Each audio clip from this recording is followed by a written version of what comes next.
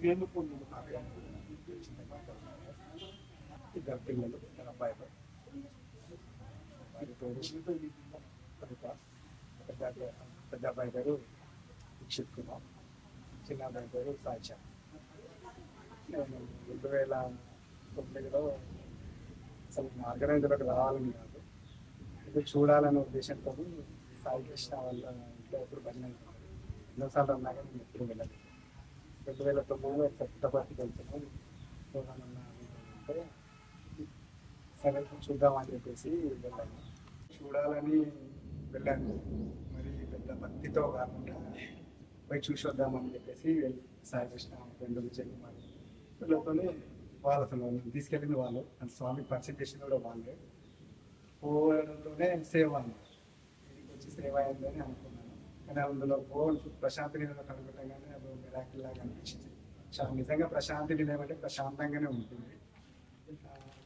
First అందరికి సేవ వంటల కాడ అక్కడ ఇక్కడ గేట్ల దగ్గర సేవ పడుతుంది అంటారు, కానీ మాకు మాత్రం కులవంతాల్లోనే సేవ దొరికింది స్టార్ట్.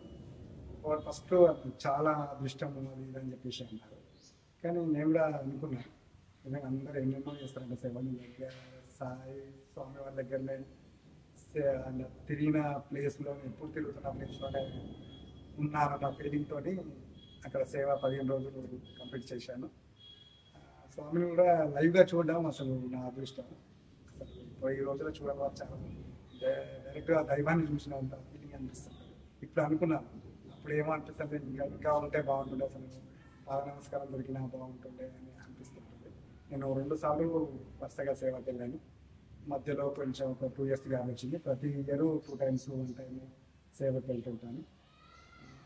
ఇక్కడ మా ఊళ్ళో జరిగే అన్ని కార్యక్రమాలకు నేను అటెండ్ అవుతాను. గ్రామ సేవలకు కానీ, పక్క ఊళ్ళలో భజనలకు కానీ, నగర సంకీర్తనలకు కానీ వెళ్తుంటాను. కానీ ఈ ఆర్గనైజర్లో నేను ఏదో అసలు ఎలా ఉంటుందో ఇట్లా అనుకోలేదు. మామూలుగా టైంపాస్ లాగా అట్లా పోయి చూసేద్దామని అనుకునేవాడిని. కానీ ఆటోమేటిక్గా నేను స్వామికి దగ్గరైనాను అనిపిస్తుంది. అంటే నాకు జరిగిన మిరాకిల్స్ అంటూ పెద్దగా లేదు, కానీ సంతోషంగా మాత్రం ఉన్నాను. అక్కడ వచ్చినాక ఎప్పుడో ఫీలింగ్ ఉంటుంది. నేను అనుకుంటేవాడిని పుట్టపర్తి మొక్కుకోవాలి, ఇంతవరకు నాకు అనుకోని ఆలోచనలు మాత్రం రాలేదు. కానీ అనుకోకుండానే ఇచ్చిందేమో అనిపిస్తుంటుంది.